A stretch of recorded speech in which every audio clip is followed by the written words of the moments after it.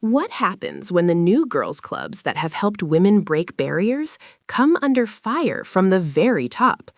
For decades, women have leaned on each other, building vital networks to navigate a professional world often dominated by men. But now, these essential initiatives are facing an unprecedented challenge, with some even arguing they should be banned. Reshma Saujani, the founder of Moms First, knows this firsthand. She used to be flooded with invitations to speak at networking events, sharing her journey, wisdom, and tools with thousands. This year, a grand total of 10. Saujani points to the chilling effect of a new crackdown on diversity, equity, and inclusion, spearheaded by the Trump administration. President Trump has vowed to eradicate what he calls woke DEI policies, claiming they harm men and white Americans, and the ripple effect is already being felt.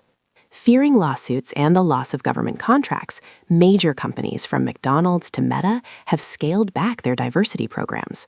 The pressure intensified recently with an Equal Employment Opportunity Commission lawsuit against a Coca-Cola distributor, ignited by a women's retreat.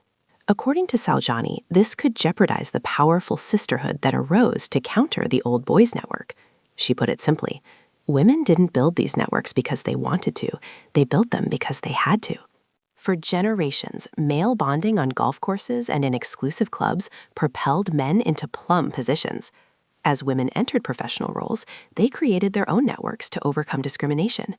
Research shows these connections were just as powerful for women as they were for men. Yet, women still lag behind. A 2023 analysis of S&P 100 top executives found women outnumbered 5-1 and women of color by 26-1. These networks, Saujani explains, allow women and people of color to gather, share, and see a path forward.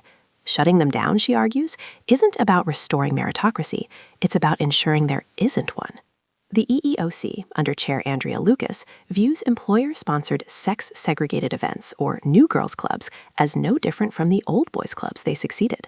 In a significant move, the EEOC took up a discrimination claim from a male employee excluded from Coca-Cola Beverages Northeast's first Women's Forum.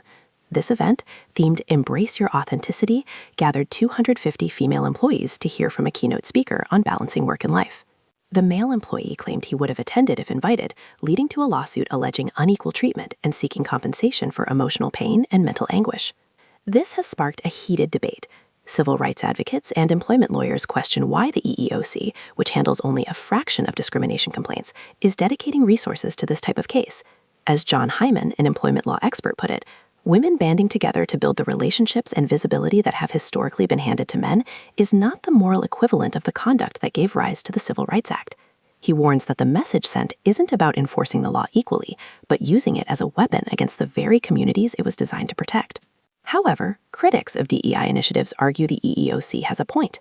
Nick Berry from America First Legal calls it textbook discrimination, plain and simple, asserting that the law doesn't make exceptions for efforts that are fashionable or well-intentioned. Even some women express confusion, like Kat Shaw, an AI firm founder, who wonders what's being missed, asking, how would women feel if there was a male-only event?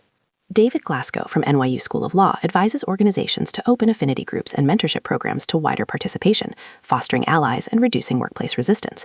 He acknowledges earlier fears about women not feeling safe sharing with men present, but notes, I am not hearing that as much anymore. This debate reveals a deep tension. Are women's networks a necessary tool for equity, or do they inadvertently create new forms of exclusion? What do you think about these new girls' clubs and the push to regulate them? Let us know in the comments below. And don't forget to like this video and subscribe for more in-depth news analysis.